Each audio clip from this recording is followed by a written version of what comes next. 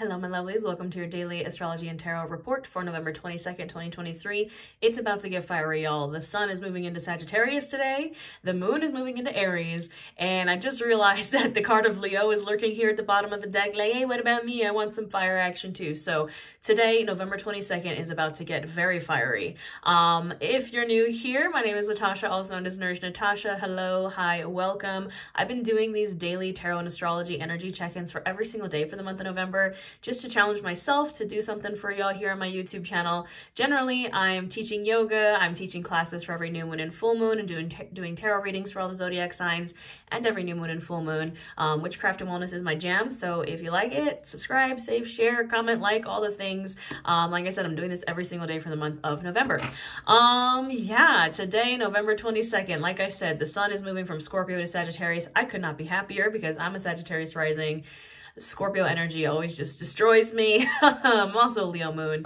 And the moon is moving into Aries. So I am a moon witch. That's mostly what I talk about here, you know, as far as astrological transits go, because that's kind of what I focus on.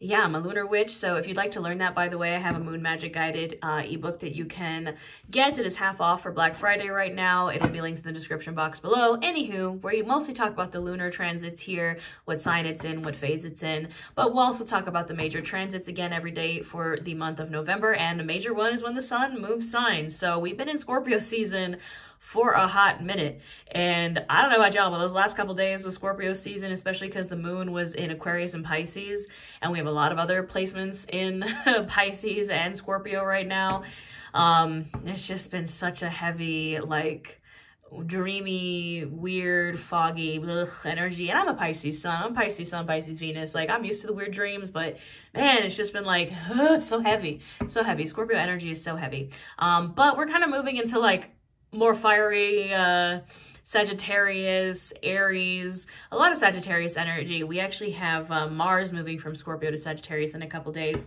And we are gearing up for a Gemini full moon near the end of the month. So the energy is going to get maybe not necessarily lighter, I think a little bit lighter, but a lot more fiery and kind of spontaneous and like a little more chaotic, you know, but just not as heavy as the Scorpio season. So we are moving from, we had our first quarter moon, and now we are moving into the waxing gibbous phase. We started that yesterday, and it's moving from Pisces to Aries. So prepare for things to get pretty spicy, pretty fiery today.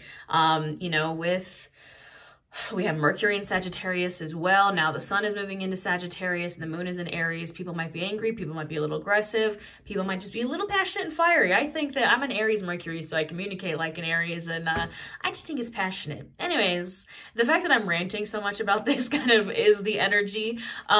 We have the Strength card at the bottom of the deck, so we're going to get into our tarot reading for today, November 22nd. And we're going to start with, this is the After Tarot. Usually I've been doing this with a traditional Rider-Waite deck, and the After Tarot is that, but 1 second after, and then we're going to clarify with my Mystic Mondays deck. But let's just tap into the energy that is of today, November 22nd. Again, like I said, Strength card, card of Leo lurking at the bottom of the deck. And you can see here, she's like, she's hugging that lion. She's like, me and this lion have made friends. Traditionally, the Strength card is like she's kind of holding the lion's mouth open, taming the beast inside.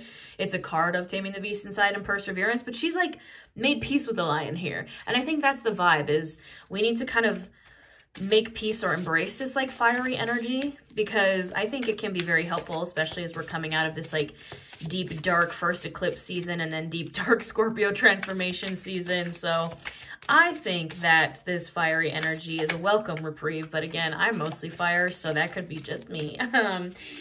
Anywho, what do we need to know on November 22nd, 2023?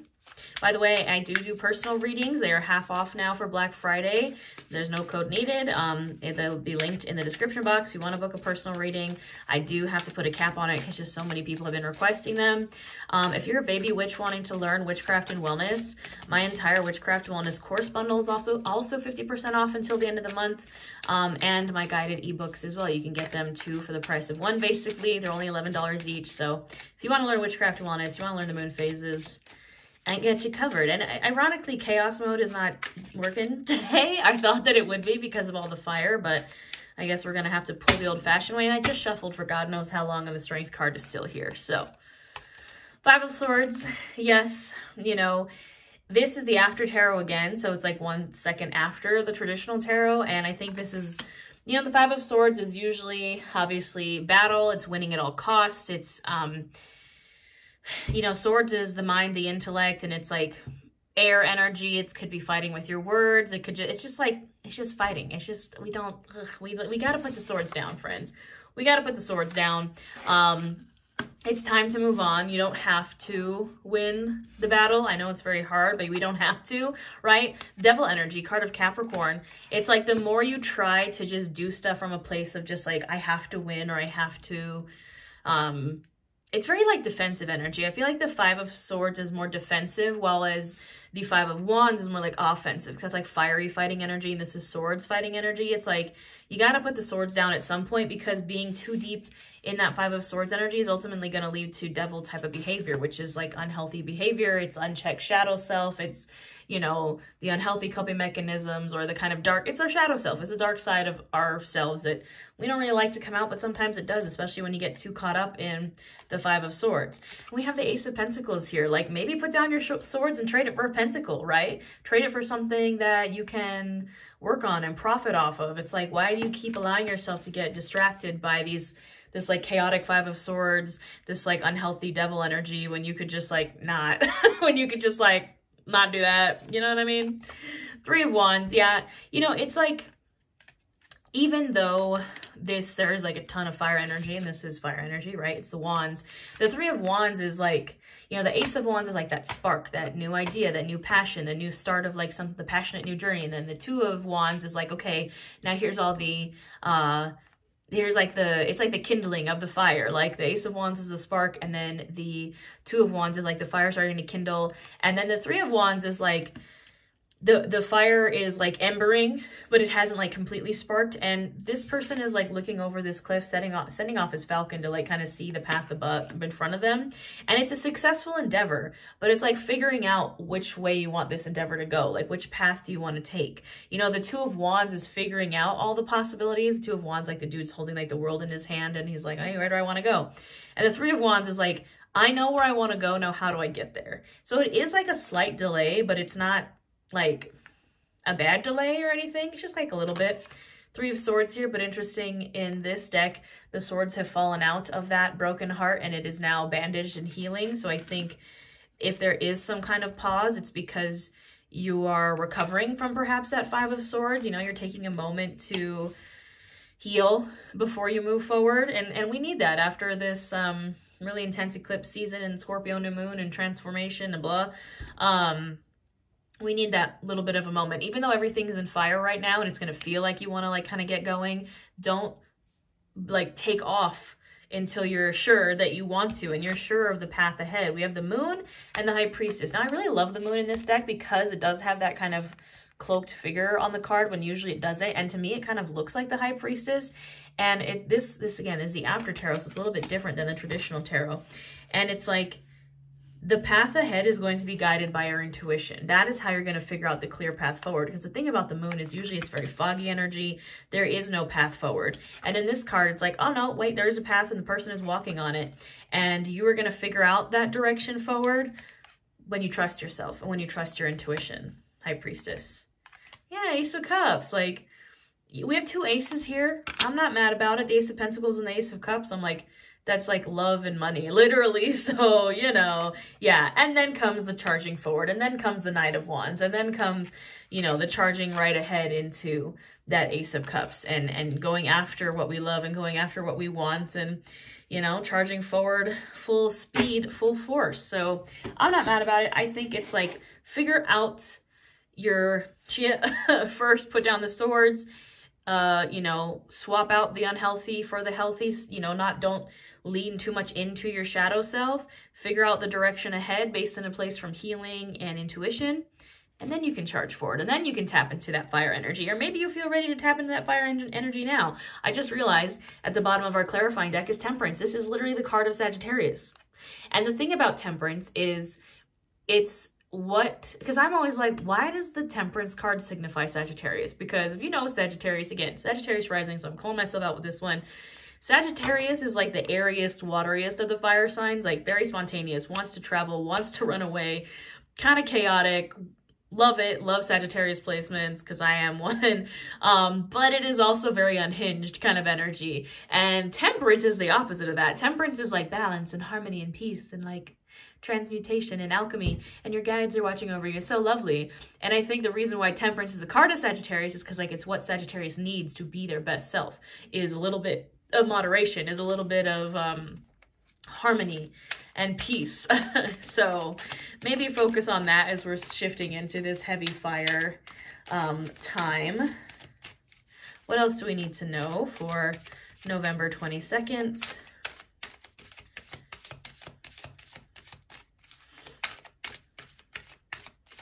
Will chaos mode work this time? It's so funny. I'm like, when the placements seem really chaotic, the decks are like, no. And then when things are like calmer, it's like chaos everywhere. Cards are flying everywhere. All right, fine. We'll pull the old-fashioned way. There's the Fool at the bottom of the deck. Ooh, the Magician. Yes, alchemy.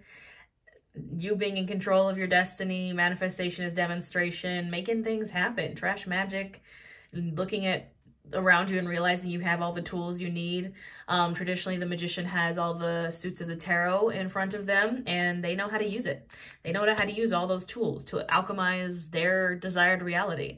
I love the Magician. It's been kind of stalking us lately. And like I said, we have the Fool at the bottom of the deck. Guess who's right behind that? Wheel of Fortune. Absolutely. New journey. New journey, my friends. And the thing about the Fool, I was watching a reading earlier today, and the Fool came up. And the reader was talking about how the Fool is a fool, right? Like sometimes, because the Fool's taking a leap. You can literally see clearly here, this Fool is taking a leap off a cliff. And it's the start of the tarot. It's card 0. But why is it called the Fool? Because it does seem foolish. People watching the Fool, people watching that Fool take that leap off that cliff are like, this person's crazy. This person is a fool. Like maybe the other people can't see the bigger picture. The other people can't see what's on the other side of this cliff. But the Fool is willing to be foolish and take a little bit of a risk. We've kind of talked about taking risks in the past few days, and it doesn't have to be like a really unhinged, like risking too much energy. But sometimes, yes, to get what you want, you do have to be a little foolish and take a little bit of a leap. There's the Knight of Wands again. I said take a leap, and the Knight of Wands said absolutely charge ahead. Charge ahead with passion, charge ahead with fire. Again, we have tons of fire happening right now. Sun in Sagittarius, Mercury in Sagittarius, the Moon is in Aries. Just be careful of, we have the 7 of Swords here. It's lying, cheating, stealing energy. It's also on the flip side, that's kind of like the negative energy of the card. It's also a card of just like doing things differently, of tactics, of clever planning, and doing things in a different way. Just be mindful of if anyone kind of is being deceitful in your energy, but also remembering as you are the Magician and the Knight of Wands moving ahead and like using all the tools that you have and manifesting your dream reality, you might have to, we've talked about this the past couple of days, do something different. Try the opposite. Do something you haven't done. There's the Devil again. Let's see who's coming out with the Devil. Princess of Pentacles. Yeah, absolutely. The Princess of Pentacles, or the Page of Pentacles in the traditional tarot, is a student. And the Devil is the master. Again, the negative kind of meaning of the Devil card is obviously the devil, like your shadow self, the dark side, temptations, but the positive aspect of the Devil card is mastery of the shadow self, is hard work. It's the card of Capricorn. And it's like you might have to, when you go on this new journey, when you take this risk, if you are looking to become the master, you might have to start from scratch. You might have to start as a student, as the Page of Pentacles, the Princess of Pentacles. Like, there's nothing wrong with that. Even if you feel like you're an expert in your field, or you feel like, I've been doing this forever, I just want to change things a little bit, you might have to allow yourself to be a beginner or a student again. Nine of Wands. It's not going to be easy, this journey. It's going to be running up a hill with a bunch of sticks. And, the Nine of Wands is, I always say it's the almost there card. It's like the final countdown. It's like the final push. But it's also a card of like, again, It's like throwing spaghetti at a wall and seeing what sticks and being like, okay, I need to figure out this like final push towards what I want. Towards my 10 of Cups, absolutely. Towards your happiness, fulfillment. It's fortune after difficulty, the 10 of Cups. It's the manifestation of our wishes come true. We've been talking a lot about wishes coming true. In these readings, we've had the 9 of Cups stalking us forever and the Star stalking us forever. And, oh my goodness, I'm throwing cards now. Here's the thing. These last few cards. We have the King of Pentacles, the Queen of Swords, and the 6 of Wands. If we're going to be moving forward and we want to make the best of this Fool, or where'd it go? The Fool's at the bottom of the deck. The 6 of Wands in this deck looks extremely similar to the Fool. If you want to make the best of the Fool energy and taking that leap and making the easiest descent into victory, the 6 of Wands is the card of victory, and she's like sliding down this like it's a slide. She's like sliding right into victory. It's going to come from Queen of Swords, King of Pentacles energy. And I also dropped a card, and I want to see who that is, but I'm not sure where it went. Let's see. Who are you?